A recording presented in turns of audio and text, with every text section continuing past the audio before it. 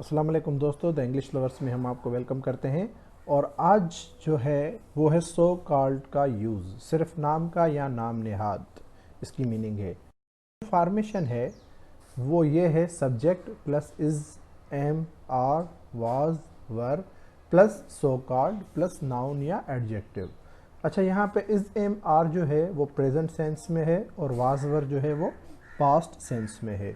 और आपको ये भी पता होगा कि इज़ किस सब्जेक्ट के साथ मतलब प्रोनाउन के साथ यूज़ होता है, एम किस के साथ यूज़ होता है और आर किस के साथ यूज़ होता है, वाज, वर किस किस के साथ यूज़ होते हैं प्रोनाउन। तो यहाँ पे एग्जाम्पल है he is a so called teacher. वो एक नाम नेहाद उस्ताद है या वो सिर्फ नाम का उस्ताद है।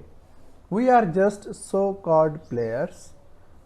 हम सिर्फ नाम नेहाद खिलाड़ी हैं, या ऐसे भी कह सकते हैं हम सिर्फ नाम के खिलाड़ी हैं। We don't know how to play this game properly. हम नहीं जानते कि इस खेल को किस तरह से खेलना है। तो आई होप ये आपको सिंपल समझ में आ गया होगा। इसकी जो मेन चीज़ है वो ये है कि आप इसकी फॉर्मेशन याद रखें, आगे आप खुद सेंटेंस बनाते जाएंगे। वीडियो देखने के लिए शुक्रिया।